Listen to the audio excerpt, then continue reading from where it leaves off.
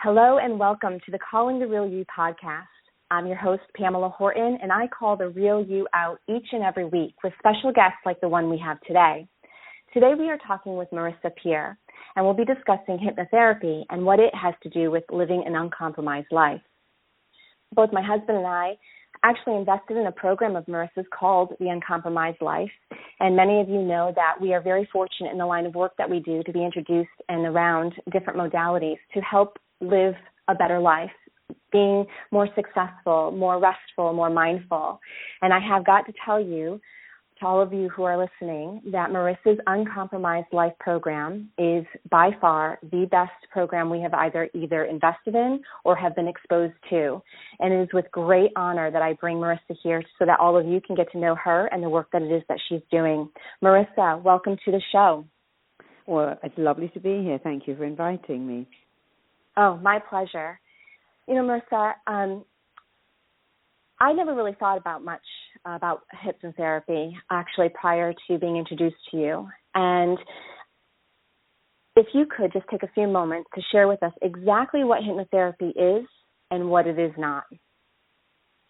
Okay, well, the great thing about hypnotherapy is that something happens in the brain when you're hypnotized that simply doesn't happen when you're not hypnotized. And we have what some people call a critical factor. And the critical factor in your mind screens your thoughts. So if you think, okay, I'm going to, go to that store and call out the manager and complain, or I'm going to go to my boss and tell him that I'm leaving if I don't get a raise, I'm going to go and ask out that great girl over there. But the critical factor says, no, you're not going to do that. You're going to look like an idiot and you won't be able to do it and you'll mess up. But in hypnosis, that critical part shuts down. And so you're able to accept things that you normally would never be able to accept. So if you'd love to write a book, but you haven't got the confidence, if you'd love to speak in public, but you always go bright red, if you'd love to approach someone and ask them out, but you think, no, they're going to say no, all of that doubt goes away, and it just fires you up with incredible self-belief. I mean, of course, you couldn't hypnotize yourself to be a brain surgeon. You do have to have some basic abilities, but it's a critical voice that stops you that actually goes away.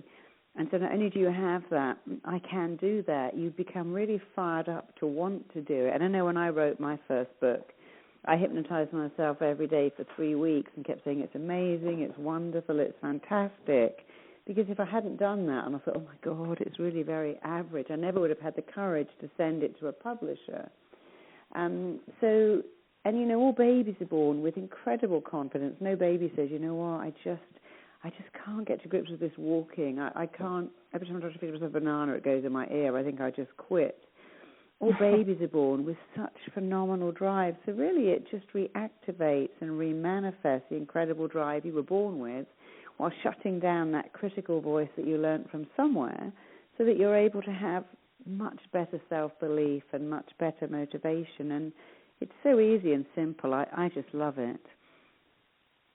As do I, and it does work. I can't tell you the level of motivation that I have just after 4 weeks of doing your program consistently. My life literally is unfolding and changing just in the last couple of weeks, and I do attribute it to the work that I've been doing and putting in based on your program.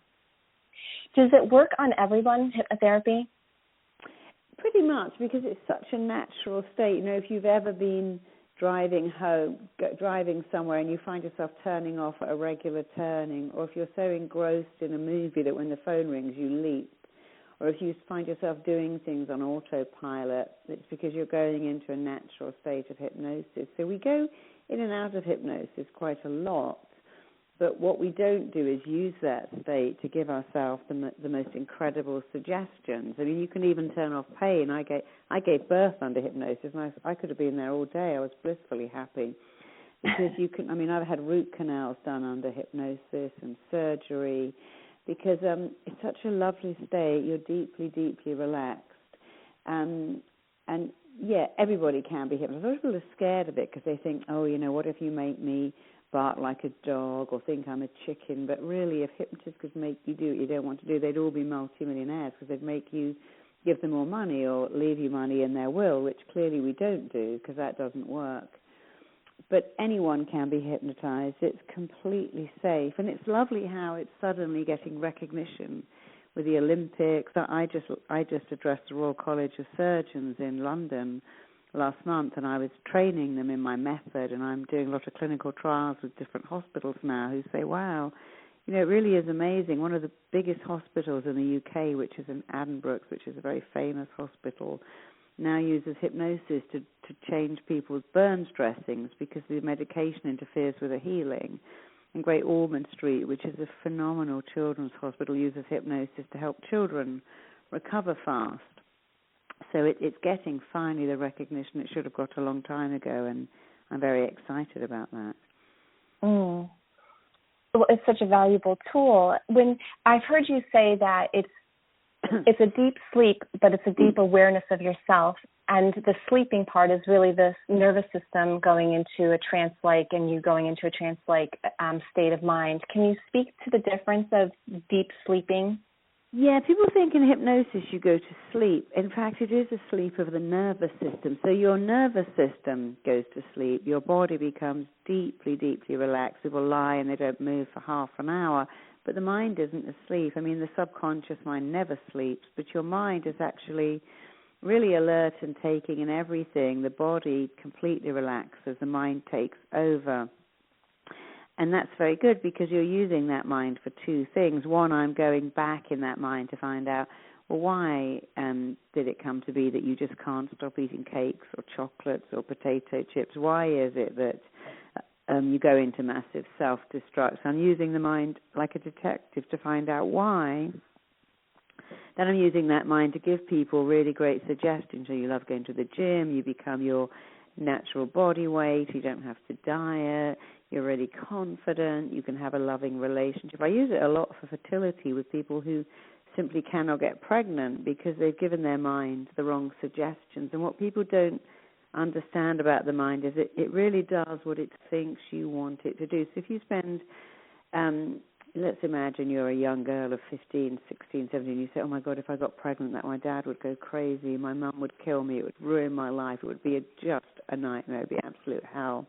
And you say that for maybe 5 or 6 years, don't get me pregnant because it will just be a nightmare. Your mind has very much picked up that repeated suggestion in the same way that some of you have Ben and Jerry's and go, oh my God, this is like the best thing ever. This is always makes everything better. Your mind locks on to what you tell it, but then when you change your mind, it actually stays the same, and it keeps giving you old messages. Ice cream makes everything better.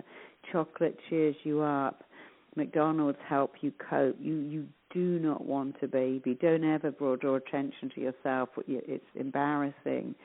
So we act on stuff that can be 20, even 30 years out of date. And the great thing about hypnosis is that you begin to recognize, oh, that's when I made that decision when I was 7, and I read out loud in class and everyone laughed at me, and I said I'll never, ever, ever draw attention to myself again. But now I'm 37. I can go into my boss and offer to chair a meeting. I can take my idea to head of the company. I can do a startup. So once you understand why, because you're using that part of the mind, the subconscious, you then use the same mind to really get excited and thrilled and elated and actually delighted about making changes, and it becomes a massive motivating force that propels you forward because you've removed all the blocks. So the blocks are gone and you're off a bit like an athlete, and it's really exciting to see how phenomenally well people change once they uncover whatever was holding them back, because I'm a great believer that you cannot possibly heal what you don't understand. When people say to me, I don't know why I go on mad drinking binges. I have no idea why. Every time I get close to my ideal weight, I potato chips like it's going out of fashion. I don't know why. Every time I meet someone I like, I start to be really nasty to them. But the mind always knows. And if you let the mind show you, then that in itself can be quite enough to end that behavior forever. But when you add in the suggestions still in the subconscious state, you really become unstoppable. Mhm. This is a great segue into this super simple example for me. Whenever anyone, especially my husband, if he were to move really super quickly from the couch, or if it would take me off guard for whatever reason, my initial default response would be, what's the matter? What's wrong? And since using your program, it's like, how can I help you, honey? What is it that you're going for? Or it's just a different feeling. And I've heard you mention that people who find themselves living a very mediocre life, it's because of that their language is mediocre. Can you speak to that a little bit or further elaborate? Yeah, it's so true that, your language, even in the Bible it says, as a man speaketh, so he becometh. You don't have to be religious to see where they're going with that. I just thought it was simple. Every time my little girl would go to the gate to go to school, she'd come home and I go, what have you remembered? And she'd go, my books, my swimming costume, my sports car. I never said, what have you forgotten? And she began to think that she had a great brain because it reminded her just as she got to the gate what she needed, she'd run back and get it. And she never went, oh, I'm such an airhead. She'd think, wow, my brain's so cool. It won't ever let me get through that gate without telling me everything that I need. So just changing one little word is important. And what happens to a lot of people is as they drive to work, they say things like, oh, my God, this commute is killing me. This traffic is a nightmare. And then when they're in the store, they'll go, this queue is hell. This grocery store is hell. I'm dying in this queue. Or they go, I've got to meet this client today that is just driving me up the wall. I'm going insane. Or people say, my kids are making me crazy. I'm stressed out. I'm at the max. I'm dying under the pressure here. And, of course, they're very powerful words because really you're talking about traffic, a queue in a grocery store, and children. And really your problem is someone else's fantasy dream come true.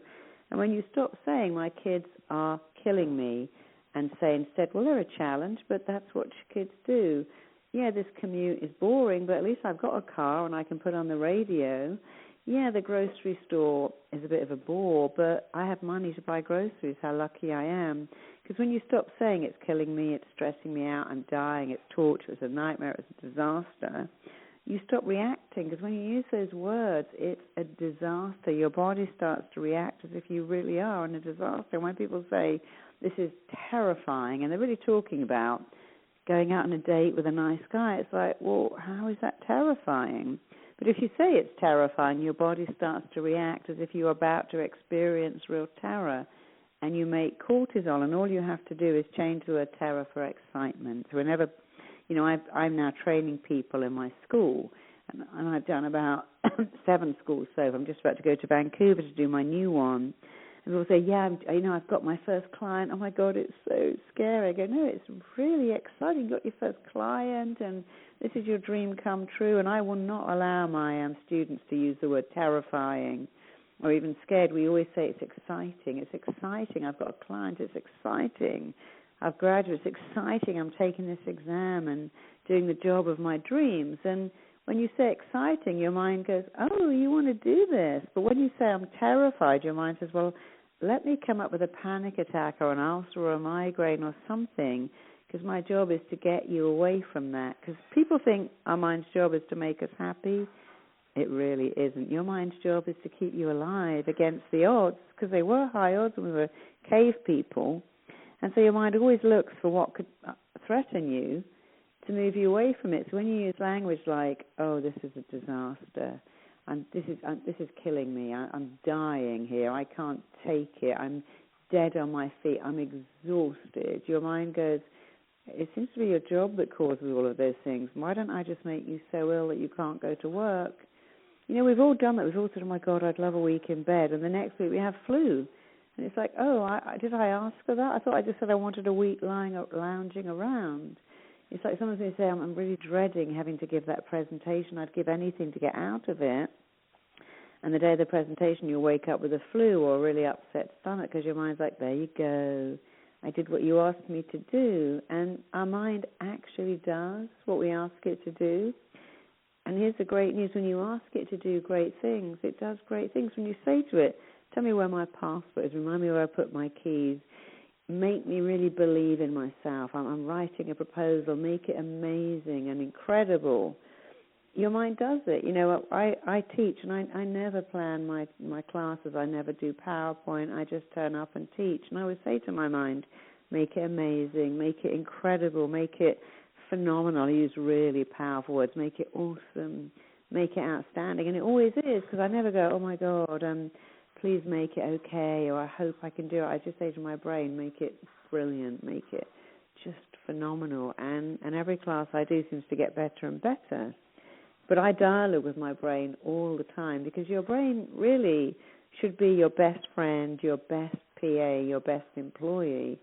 And since it does what you tell it to, tell it great things, and then you'll get great things, which you're getting, which I'm really thrilled to hear about. Thank you. Just to further that scenario that you were just talking about, I was asking for a break. I just needed a break. I needed to take a break, and I kept repeating that. And this was about a week and a half before we started your program.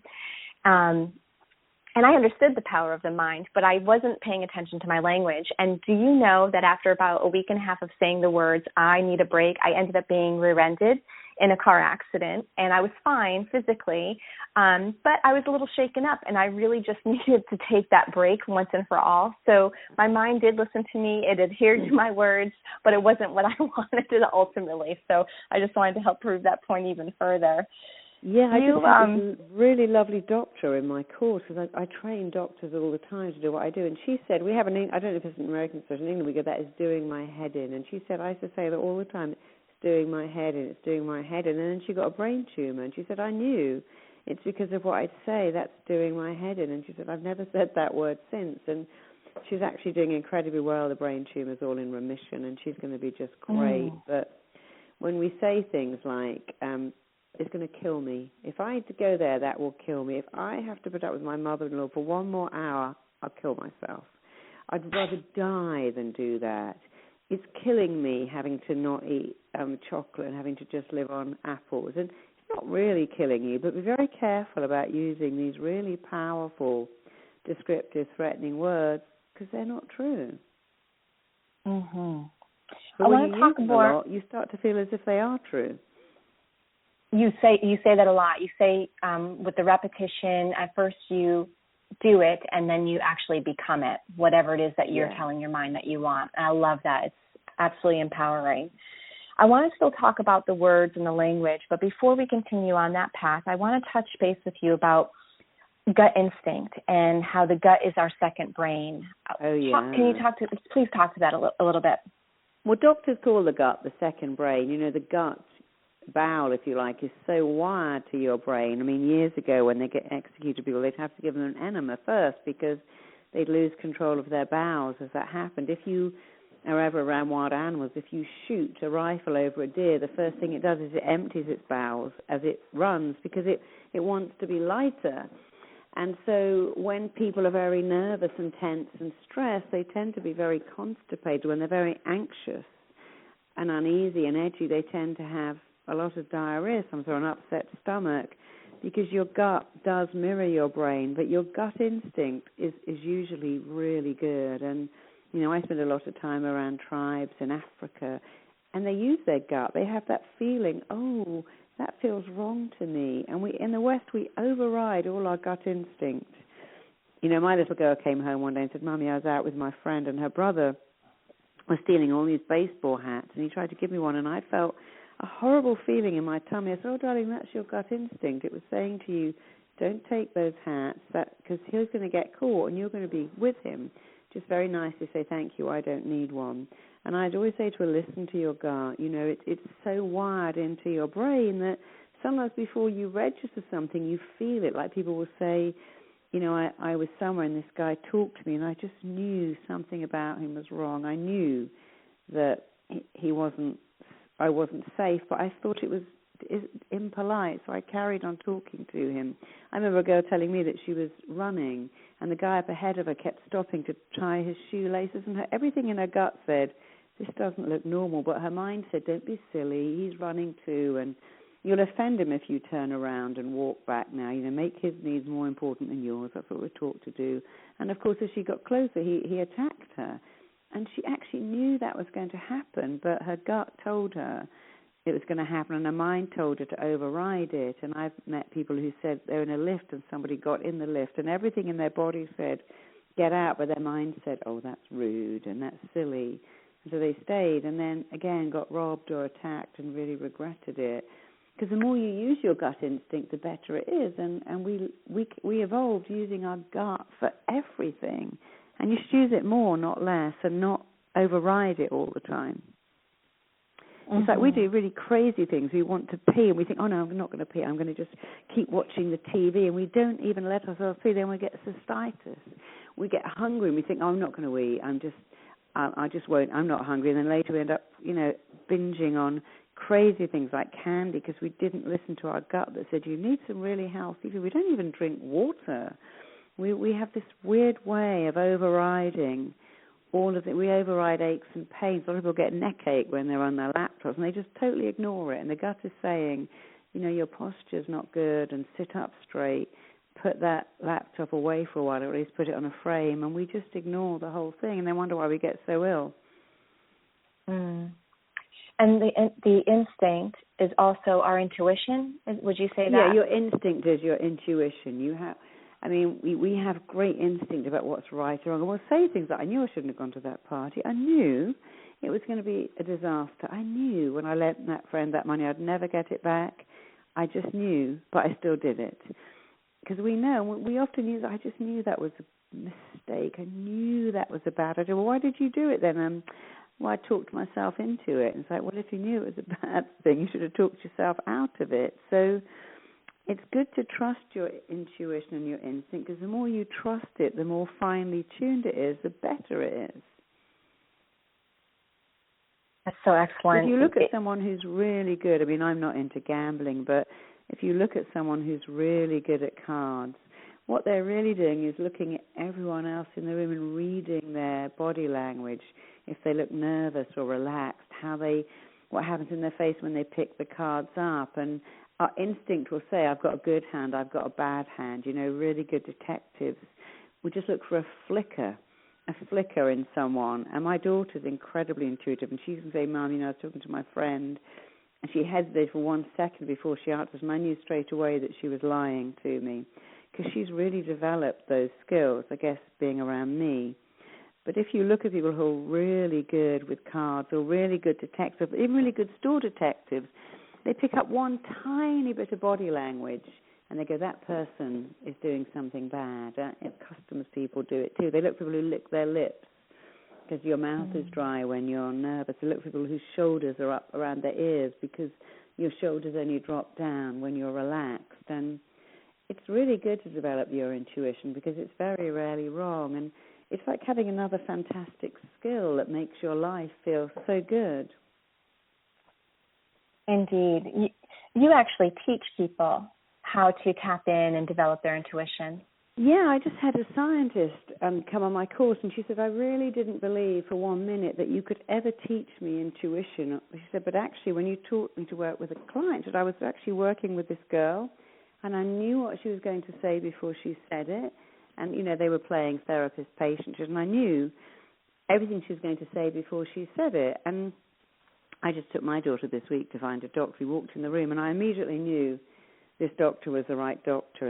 And I said to my daughter, did you? She said, yeah, I knew straight away he was the right one as well. Our instinct both said this is the perfect person. But I've been teaching that to academics who said, I actually didn't understand that you could learn that. But, your body gave it you for a reason. Why wouldn't it want you to learn it? In the way that some people are born, able to play musical instruments or able to dance or sing, and that's just their gift. A lot of us are born with fantastic intuition, and the more you use it, it's like a muscle. The more you use it, the stronger it is, and the stronger it is, the more you use it. So, and just like a muscle, if you don't use it, you lose it. So I use it a lot, and I put a lot of faith by it, and it's never, ever done me anything except extraordinary good things.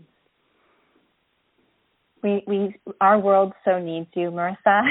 It needs your teachings and your experience. And I say that because you really are special. You really are very unique. Like I said, I know a lot of professionals. I have had the pleasure and honor of being introduced and experiencing different modalities.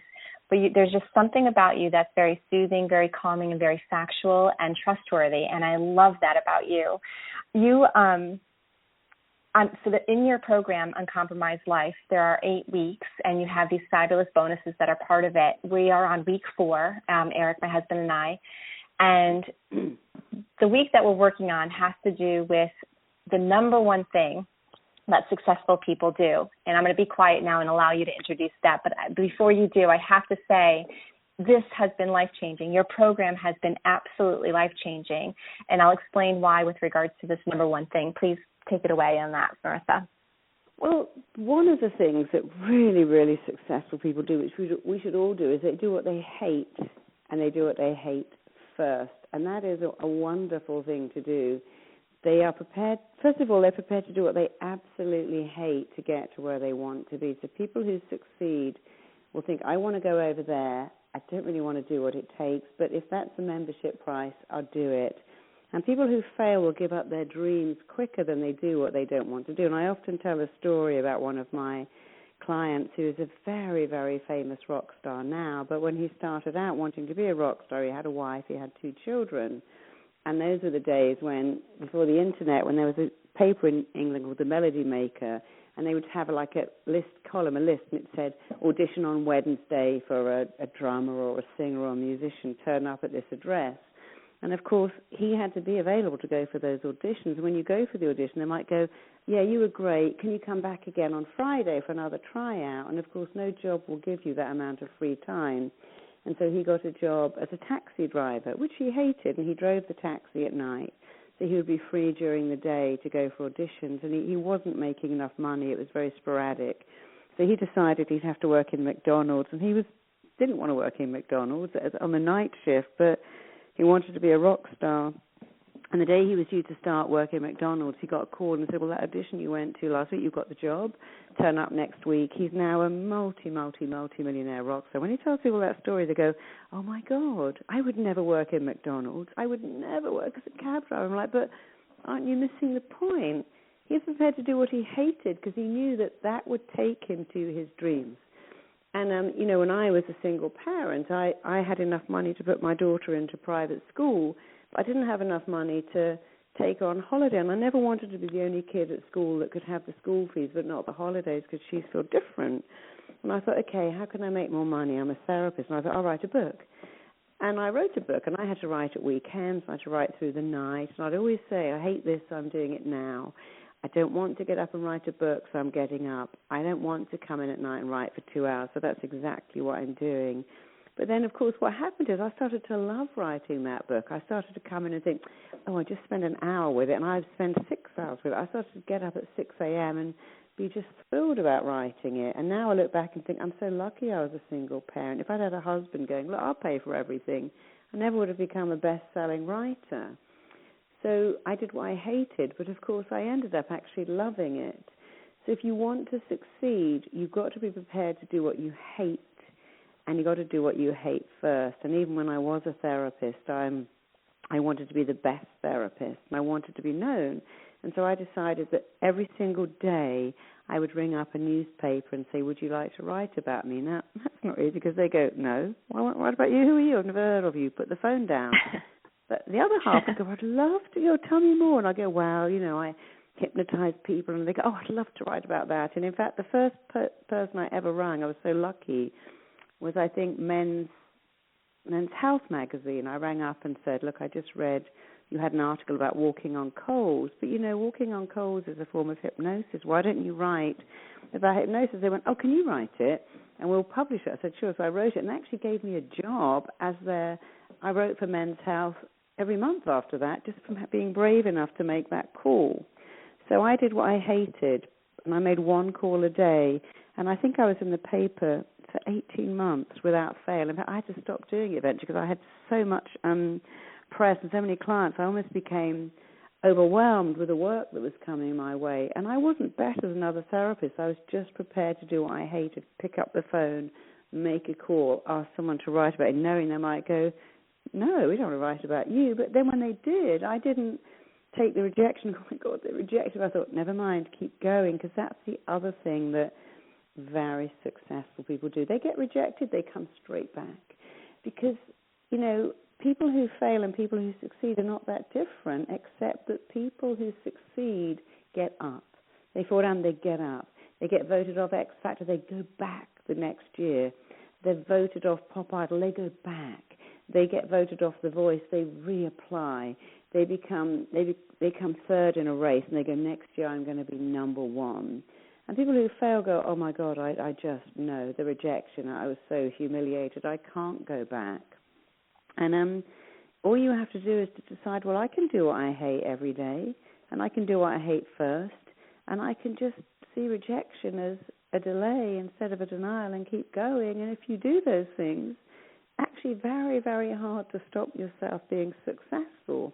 And if you don't do them, it's very hard to be successful.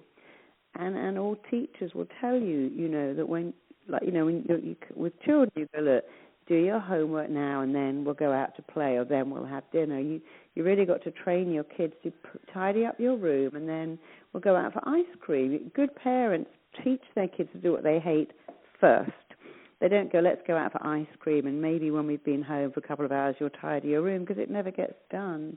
It's a very good thing to wire your brain, because, of course, when you do these things, you're actually wiring your brain for massive success, and we should all do them more, not less. The sense of accomplishment alone that comes from it versus the feeling of dread when you belabor it or not accomplish the one thing that you hate doing the most is incredible. You're just, the whole tone for the day is set, and at least that's been my experience so far. Yeah, and what's happened to the world is that we've got so many people now who work. It used to be that you got up, you got dressed, you went to work. Your boss said, do that job. When you finished it, do that one. And we kind of had someone behind us saying, okay, you go and call that customer, do those files, tidy up that rail of clothes, and you had to do it. In the world now where we have startups and our own business and we work from home, there's no one there to make you do what you hate first, and it's so easy to do what you hate last. I find that even with going to the gym, I tend to go first, because if I wait to go last, I think, oh no, I've eaten now. I'm too hungry. Now I've got to eat. Now I can't go, or something's happened, or the phone's on, or there's traffic. And if I don't go to the gym first, I sometimes don't go. It's always good to wire into yourself the stuff you don't want to do first, because it's done, it's out of the way. And then what happens is you feel like a winner all day. I mean, all the athletes I work out with will train first. They never go, I'm going to train at 8 o'clock at night. Not only is it done, but you actually feel like a winner. You feel such a sense of accomplishment and achievement. And it really is a wonderful thing. And we should all be doing it much, much more, not less. Oh, couldn't agree with you more on that one. Marisa, what would you say would be the words that if anyone could eliminate vocabulary or words from their vocabulary, which ones would be the most beneficial to do so? Oh, actually, the word I don't let people say is but. I could do that, but. Yeah, I could go to the gym, but I haven't got time. I could stop eating cake and eat apples, but don't really like apples. I could go to Starbucks and read my Sunday papers there, because then I might meet a nice guy instead of sitting in my house complaining, but I really can't be bothered. So when people start to say, take out the word but, they start to realize that they have to take action. So I don't like the word but. I don't like the word should. But the thing I really like to take away is people having this belief that they're not enough. I'm not smart enough. I'm not good enough. I'm not rich enough. I'm not attractive enough. I was talking to my daughter recently about this, because she broke up with someone. And I said, darling, being beautiful doesn't make, because she said, oh, he's going to find someone beautiful, more beautiful than me. And I said, that isn't true. First of all, you're beautiful. Secondly, doesn't make people fall in love with you. There's lots of supermodels who are stunning that are miserable. I mean, you only have to look at the Heath Ledgers, the Philip Seymour Hoffmans, the Amy Winehouses, the Marilyn Monroes of the world, to see that if you have everything but you don't think you're enough, you actually have nothing. And so when people say to me, I'm just not smart enough, I'm not good enough, I'm not beautiful enough or tall enough or thin enough, I say, you know what, you are enough. You're more than enough. And when you know that you're enough, everyone knows that you're enough too. But if you doubt that, other people actually start to doubt it too. So the thing I would take away out of everyone's vocabulary is I'm not enough, and I'd replace it with I am enough. So I just take out the word I'm if we think I am not enough, I take out not, and then you'd be I'm enough. And I'm enough is my favorite expression. I have a movement to have that written all over the place in mirrors and iced on cakes and on toast and everywhere. So I think that's a good thing to take out, to replace I'm not enough with I'm enough, or I'm always enough, because when you start your day knowing you're enough, everyone else starts to know you're enough too, and it's such a great feeling. It really is. One of my grads who's trained on my Marisa method was telling me this morning, she said, it's so funny, because she came to train with me this year, and she said she just moved house, and one of her removal men said, I don't want to be funny, but why have all your mirrors got I'm enough written on there in lipstick? And she told him, and he straight away booked a session with her to stop gambling. He said, oh, can I come and see you? And she said, that was so funny. Who would have thought my removal man would actually want to come and have a session? But my plumber saw it on my mirrors and actually booked a session with me. And so it's lovely to start your day, instead of going, oh, my God, look at my hair. Oh, look at my thighs. Oh, I shouldn't have eaten that cake, or I forgot to press the shirt and haven't left enough time to eat a proper breakfast. Just look in the mirror and go, hey, I'm enough. I'm always enough. I always will be enough, because it's a great way to start your day. And, in fact, I was just in Ibiza last week, and I met this guy, and he said, oh, I heard you speak at A-Fest. He said, and here are my little girls. He goes, I went home and I wrote it on them, and they both came up in the morning and went, Daddy, promise me one thing. He said, what's that? They said, never, ever, ever, ever take that off. And he said, even the cleaner's been told, never take that off. Clean around it, but leave it up there. And he said, they love it. And now all their friends have got it on their mirrors, because they don't even know what it means, but they know that they like it. I love that. Marisa, you are one supremely inspiring woman and professional. I'm so grateful that you joined us today, and I can't thank you enough. It's been an absolute honor to share this time and space with you. Well, you're welcome, and I'm actually bringing my school to Florida sometime next year, the Marisa method. So when I'm there, you have to come and have a cup of tea with me. Well, you just gave me goosebumps, because I set out the intention, as well as my husband, that we would be students of yours in that program. So I would love to talk with you about that, and thank you for the invitation. That would be lovely. Okay, well, we'll have a phone call about that another time, and thank you for having me on your show, and thanks to the audience for listening. And if you go ahead and do all of those things, your life will go from ordinary to extraordinary, and that's a wonderful thing. I believe it, and it is. Thank you, everyone, for listening and for joining Marisa and myself. There are a few people that I wish to thank prior to us ending today's call, and they are my husband, Eric Horton, who's my best friend and business partner, and without him, I wouldn't be able to do the work that I love. And I also wish to thank Reverend Patricia Brooks and her platform of Sacred Stories, along with Lisa Imperante of Lux Salon and Spa, Yolanta Bremer of Yola Portraits, Karen D. Felice of Karen D. Felice Designs, and the transformational music of Jim Oliver, who is an Emmy Award-winning musician. Thank you, everyone. Thank you again, Marisa. Have a pleasant, wonderful, beautiful day.